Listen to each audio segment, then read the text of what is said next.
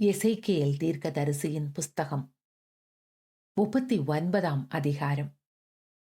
இப்போதும் மனுபுத்திரனே, நீ கோகுக்கு விரோதமாக தீர்க்க தரிசனம் உரைத்து சொல்ல வேண்டியது என்னவென்றால், கர்த்தராகிய ஆண்டவர் உரைக்கிறார். மோசேக் தூபால் ஜாதிகளின் அதிபதியாகிய கோகே, இதோ நான் உனக்கு விரோதமாக வருகிறேன். நான் உன்னை திருப்பி உன்னை 6 துறடுகளால் இழுத்து உன்னை வடபுறங்களிலிருந்து எழும்பவும் இஸ்ரவேல் மலைகளில் வரவும் பண்ணி உன் வில்லை உன் இடது கையிலிருந்து தட்டிவிட்டு உன் அம்புகளை வலது கையிலிருந்து விழப்பண்ணுவேன். நீயும் உன் எல்லா இராணுவங்களும் உன்னோடு இருக்கிற ஜனங்களும் இஸ்ரவேல் மலைகளில் விழுவீர்கள். உராய்ஞ்சுகிற சகலவித பட்சிகளுக்கும் வெளியின் மிருகங்களுக்கும் உன்னை இரையாக கொடுப்பேன். விசாலமான வெளியில் விழுவாய்.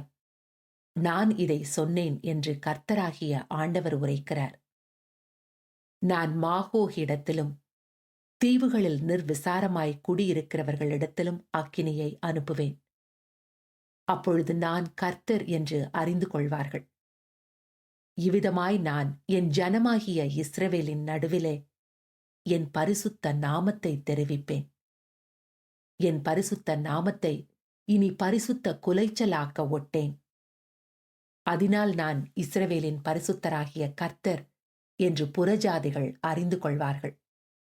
இதோ அது வந்து அது சம்பவித்தது என்று கர்த்தராகிய ஆண்டவர் சொல்லுகிறார். நான் சொன்ன நாள் இதுவே.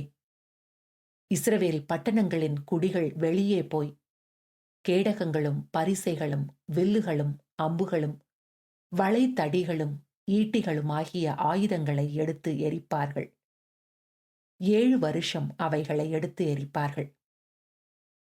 அவர்கள் வெளியிலிருந்து விறகு கொண்டு வராமலும் காடுகளில் வெட்டாமலும் ஆயுதங்களை எடுத்து எரிப்பார்கள்.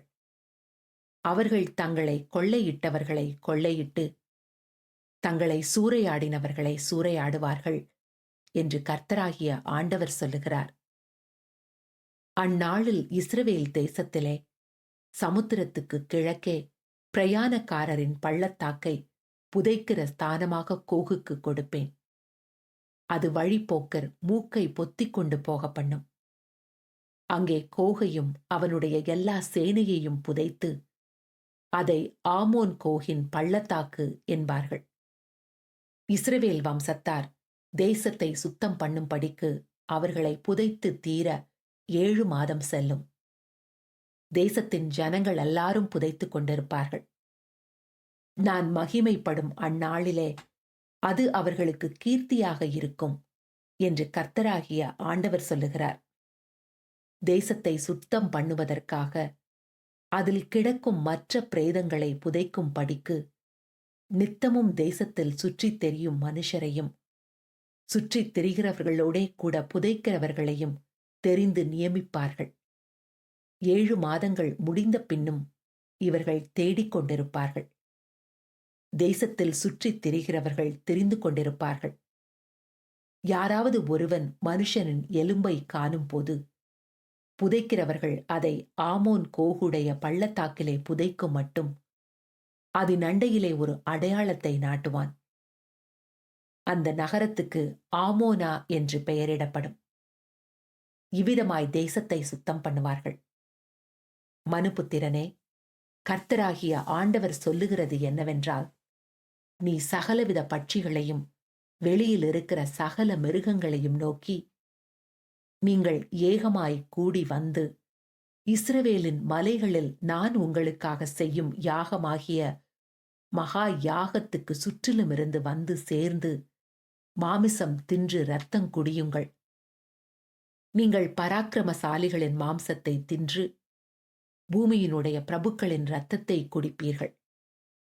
அவர்கள் எல்லாரும் பாசானிலே கொழுத்து போன ஆட்டுக்கடாக்களுக்கும் ஆட்டுக்குட்டிகளுக்கும் வெள்ளாட்டு கடாக்களுக்கும் காளைகளுக்கும் சமானமானவர்கள்.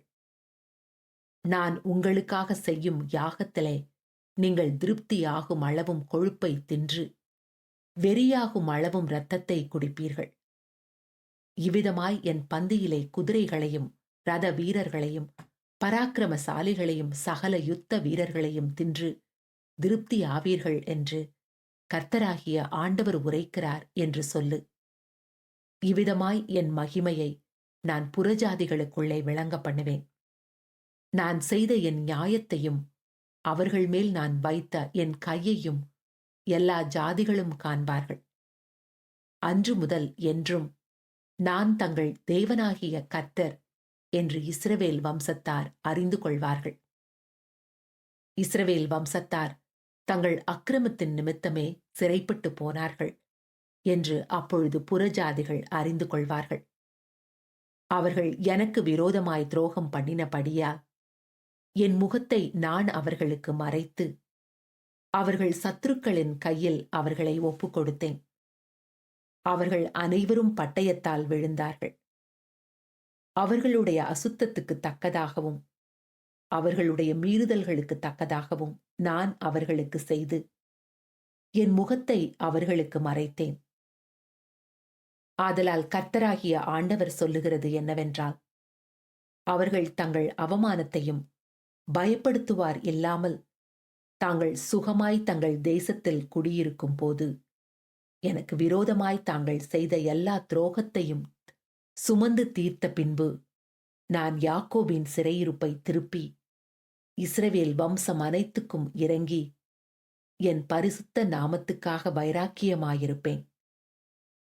நான் அவர்களை ஜன சதலங்களிலிருந்து திரும்பி வரப்பண்ணி அவர்களுடைய பகைஞரின் தேசங்களிலிருந்து அவர்களை கூட்டிக் கொண்டு வந்து திரளான ஜாதிகளுடைய கண்களுக்கு முன்பாக அவர்களுக்குள் நான் பரிசுத்தர் என்று விளங்கும் போது தங்களை புற ஜாதிகளிடத்தில் சிறைப்பட்டு போக பண்ணின நான் தங்களில் ஒருவரையும் அங்கே அப்புறம் வைக்காமல் தங்களை தங்கள் சுய தேசத்திலே திரும்ப கூட்டிக் கொண்டு வந்தேன் என்பதினால் நான் தங்கள் தேவனாகிய கர்த்தர் என்று அறிந்து கொள்வார்கள். நான் இஸ்ரவேல் வம்சத்தார் மேல் என் ஆவியை ஊற்றினபடியினால் என் முகத்தை இனி அவர்களுக்கு மறைக்க மாட்டேன் என்று கர்த்தராகிய ஆண்டவர் சொல்லுகிறார் என்றார்.